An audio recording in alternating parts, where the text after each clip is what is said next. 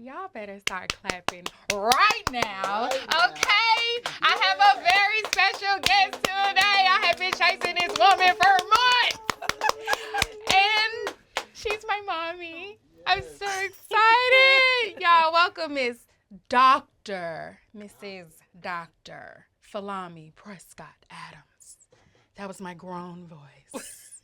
Mommy! Welcome. Yeah. Welcome to the greatness around me. I feel it. Yes, I do too. So first of all, my mom, not only did she birth me, but she actually helped me birth this idea along with our captain, Luce, over there. Luce was like, yeah, you need to do it. Podcast. Stop sleeping on yourself. And I was like, okay, but what? Then I did my mom's hair, I think later that evening, and we were just talking about all the greatness around us. And I was like, oh my God, Mom, that's the name of my show, The Greatness Around Me. She was like, take it. Do what you want with it. I don't care. I got plenty of ideas.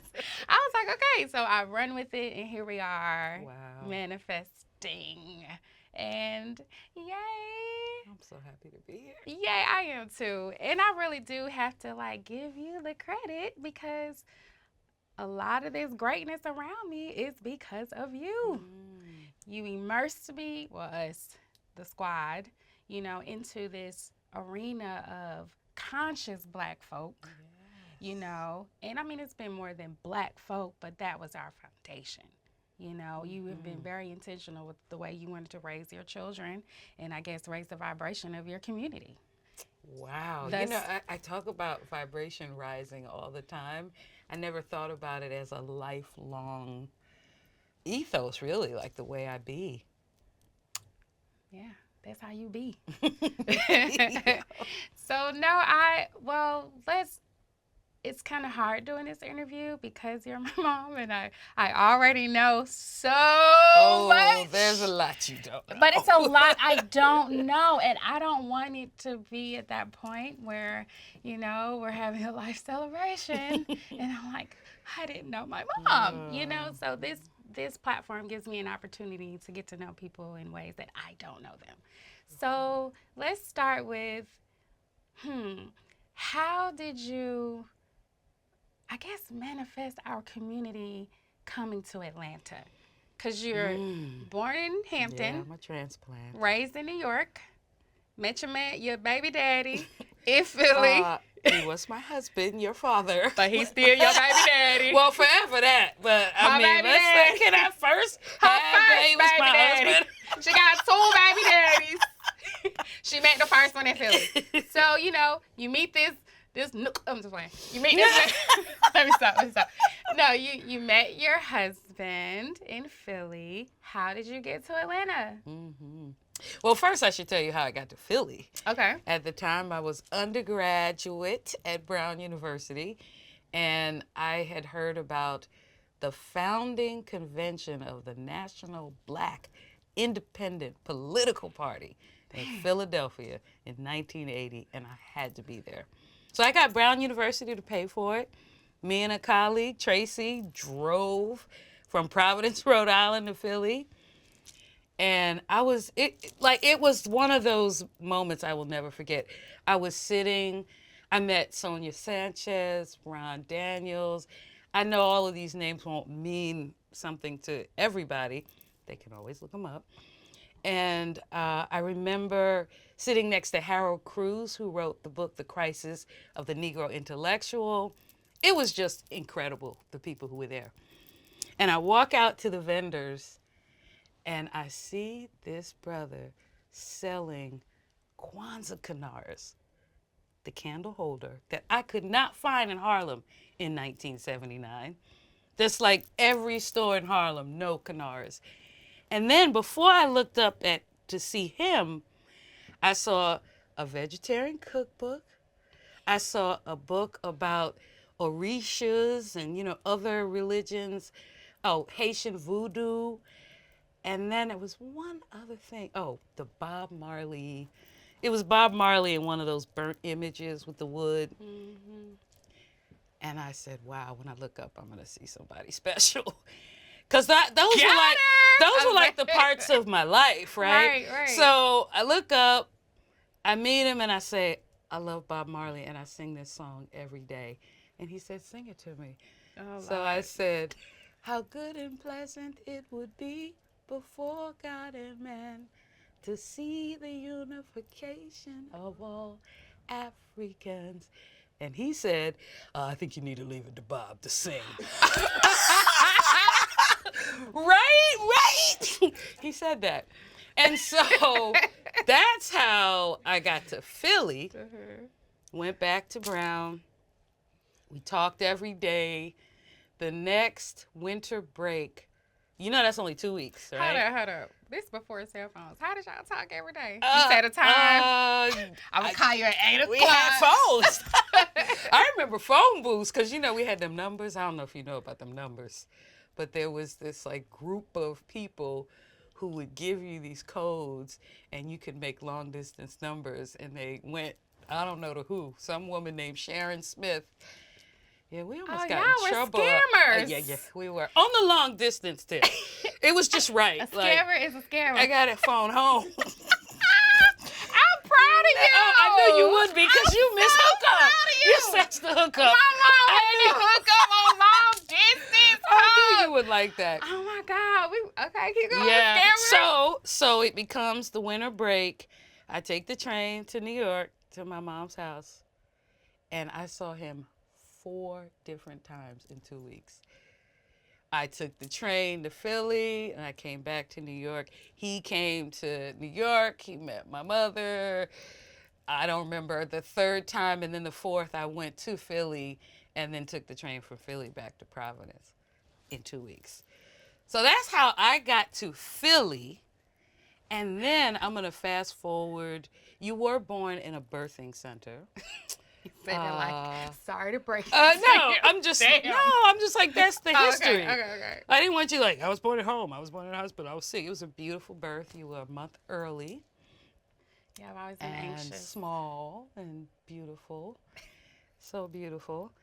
And you know, that 3 years, the first 3 years of your life, they were beautiful. He traveled a lot to vend at all the different festivals. We're not here to talk about him or me. I know, but what I'm getting to, just slow down. Sorry. I heard your question. Okay.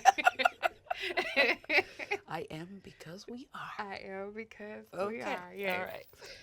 So now I forgot what I'm saying. No, that's okay. I was it's beautiful. All right. That was the first 3 years. He was Okay. traveling a lot. Okay. And he had the opportunity to go to the World's Fair, and he did that. And then we decided we would leave Philly. And he said, New Orleans or Atlanta? And I'm just so glad we chose Atlanta. I thought about that during Katrina, you know, how my life would have been so different if we chose in New Orleans. And so once I got here, you know, I was just looking for who's doing independent African-centered schools. Where did that seed come from, though? Because were you raised like that? I appreciate that question. Not really.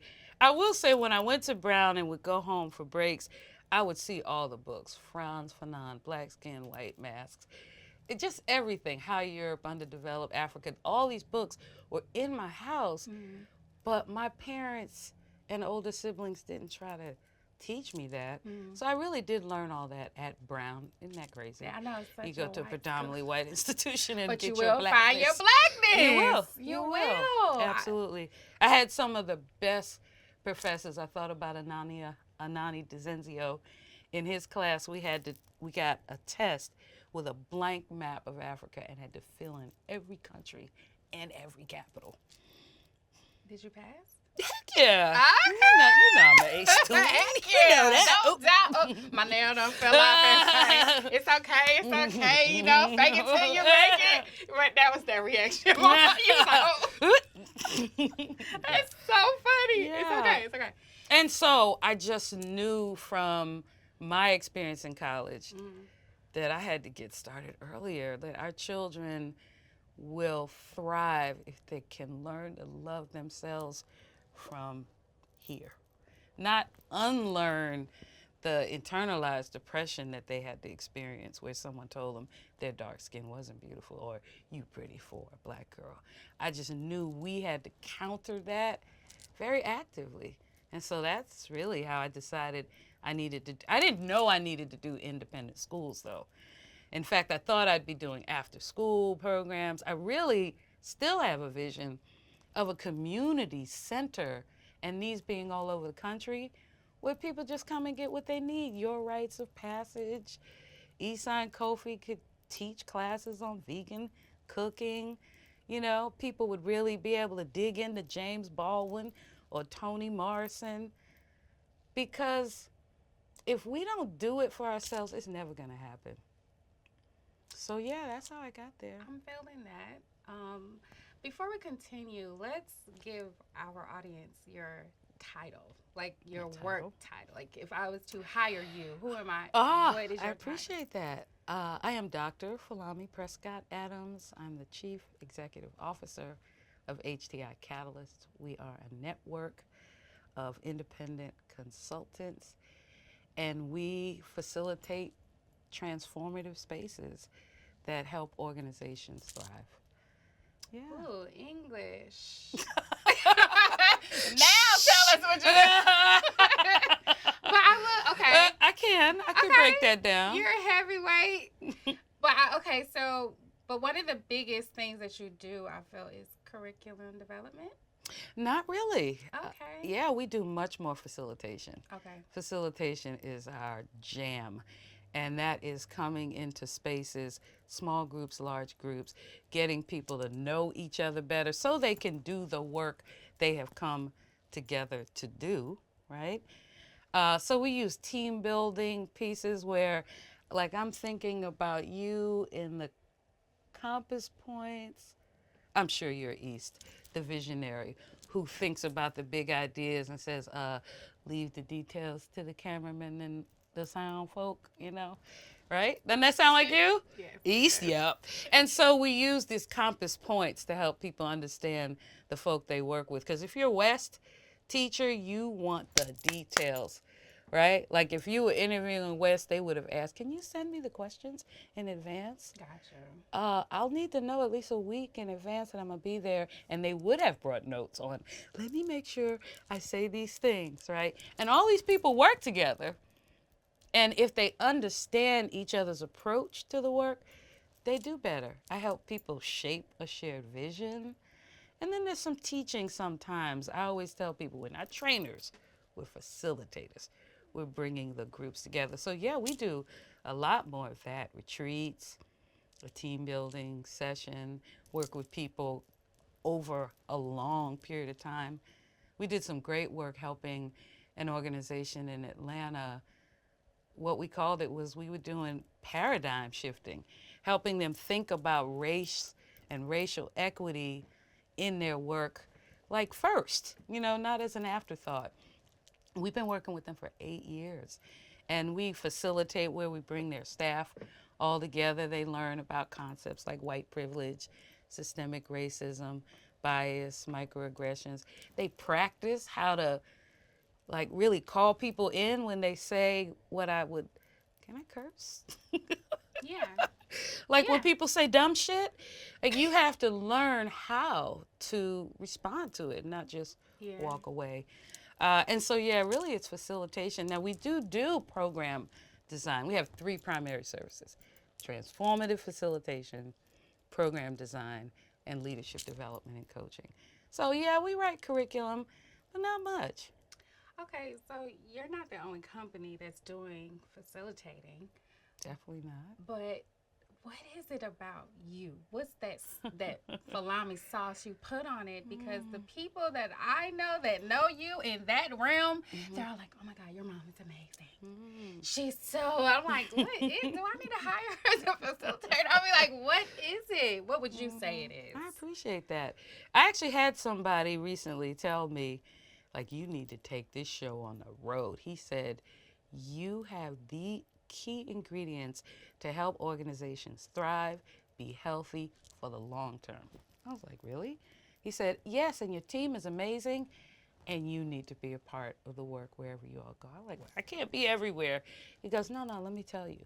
And he said, most people are working at the science of facilitation. He said, I'm past that. I'm at the art. And he says that I know how to create the space, hold the space, but then transcend the space. Meaning, it's not really about me. Oh, would you stop? I'm not the sage on the stage. I'm the guide on the side. And we all share that. You know, my buddy Mashana says that often when she's introducing herself to a group. And you can see they're going like, okay, right? Because we're not speakers. It's a difference from coming to a place to teach, preach, and coming to a place to help the people connect with each other and take their work or their relationships to the next level. I hope that does it. Also, I'm pretty sincere. Yeah. And I've seen some people facilitate, and they're like looking at the guy, and okay, next. I'm like, mm-mm. In fact, I told someone the other day, look, we have the facilitator's agenda, and I don't need it. But we should have it, you know, because we also believe in co-facilitation. Why? Because you really can't pay attention to everybody in the space and facilitate at the same time.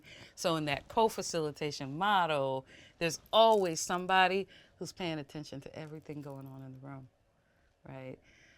And so I just think that we've created a model of facilitation. We call it the HTI way. And by the way, I hate acronyms without knowing what they are.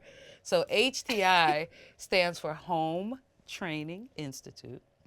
And back in 1992, when you were just a little something, I was 10. Yes. Friends and I started a very grassroots organization called Home, helping our minds expand. That is what the youth demand. Let's go home. Which this you is know, our house, yeah. singing while making pass the butter for my toast. You know, I did write good morning to get you and Issa to have a good attitude when you woke up in the morning. Yes, I had the parent that volunteered at our school. The parent. Stop. Oh, that's you a whole weren't nother the conversation. Parent, but see, that's why we loved need it. those community centers where parents cannot feel intimidated by the school. Maybe they use the community center as their intermediary to get involved in their children's schools. Because you can feel not welcomed in a school. Especially now, like since COVID, it kind of made it harder to even just come look at your child's class. I feel like they're starting to ease up just a little bit, but yeah, that time has to be scheduled. I think you used to just bogart, like, I'm going to be there Friday. Yeah. You ready for me? And, you know, we needed that. And you were bringing a certain type of breath to the class that was refreshing. And it no longer felt like we had to just sit down in class and get this same lesson. You know, it was like, oh, we have a singer day. Oh, her I mama. love that. You know.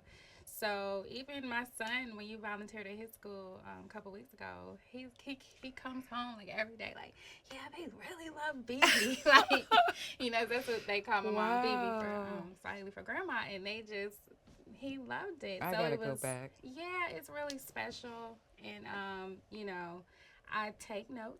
And I'm not gonna sing for the class, but I'll come read a book. Yeah, you know, the teacher actually mentioned you. She said, "You're talented like your daughter." I was like, wow. Wow. I want to tell you one other thing about me as a facilitator. Okay. I'm also an empath. So I find even on Zoom, I'll say, "Jay, you want to share something?" And Jay will go, "How did you know?" I'm like, I just know. Now, it's not always good to be an empath, though. I agree. So when there's a lot of negative energy in the room, I'm feeling it. Someone's unhappy, I'm feeling it.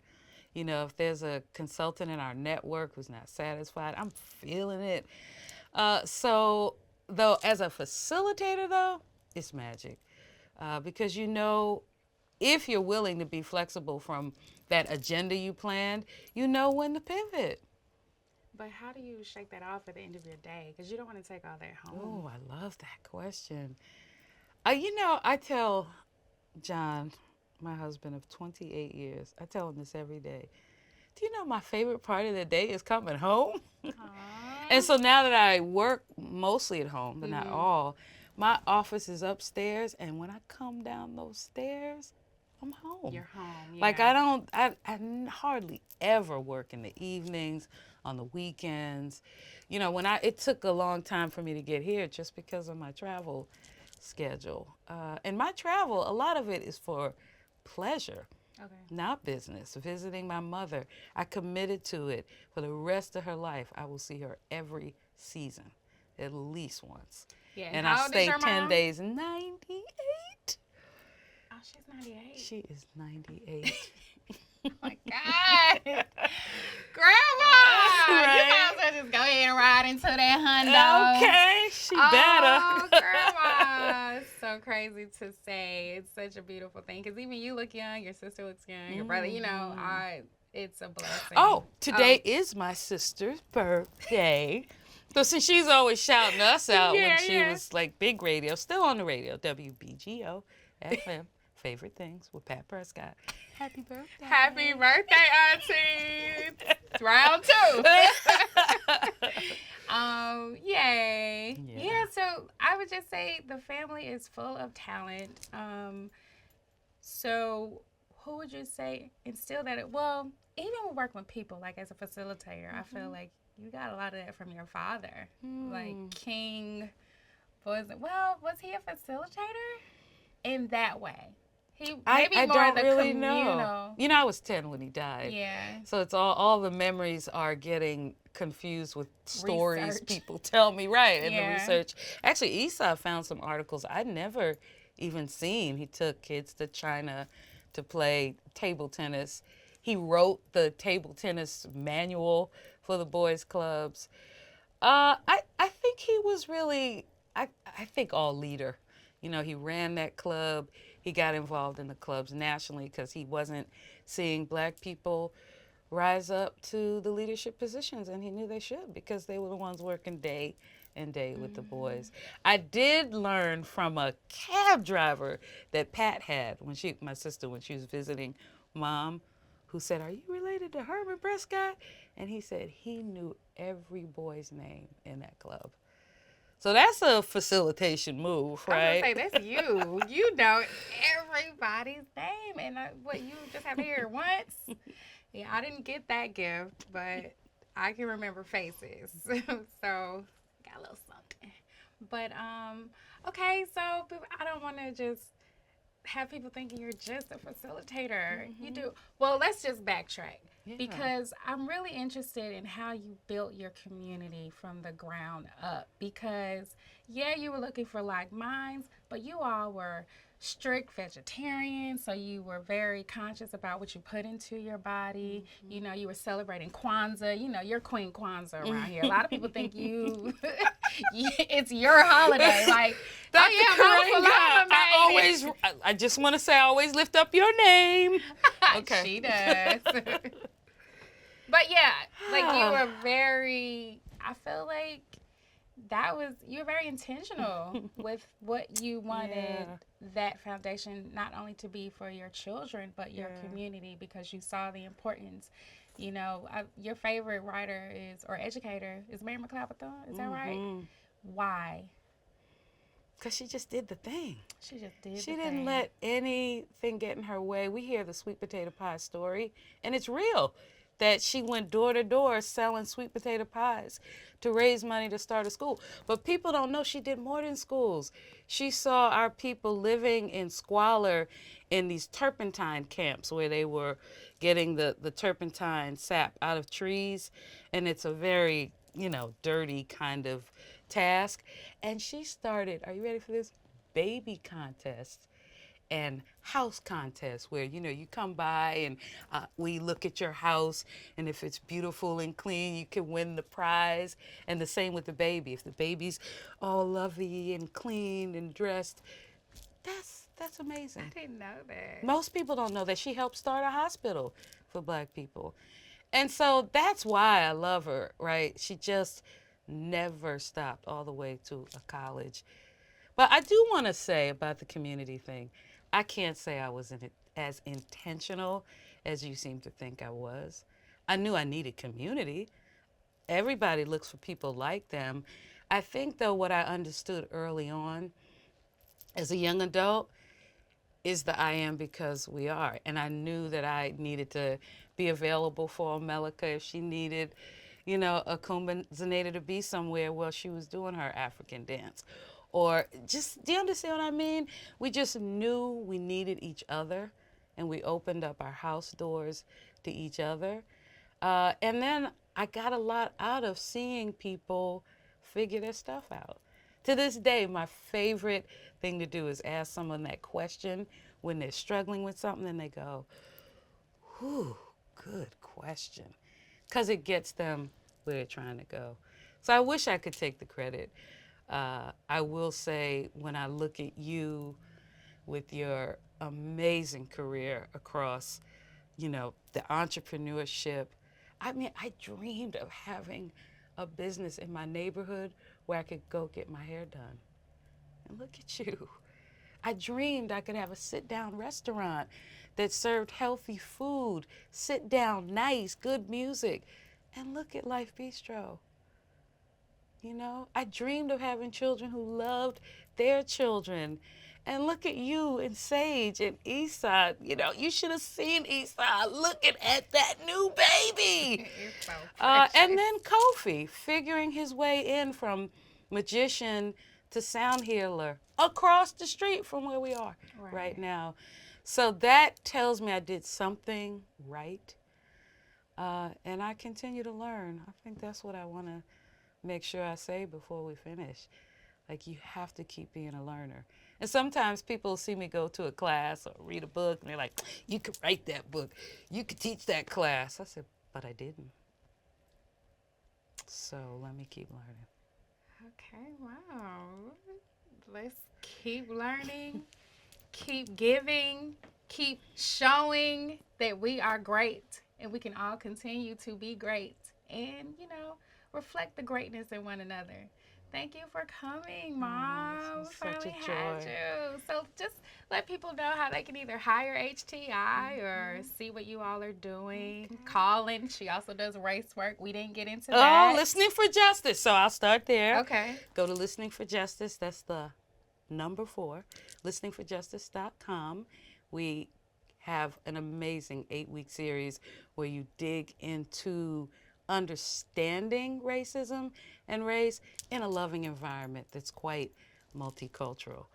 I want to say we had an amazing event yesterday, but I know we don't have time. And HTICatalyst.net is our website. You can also find HTI Catalyst on Facebook. Listening for Justice is on IG. And I have a blog, drphilami.com. Check me out. Check her out.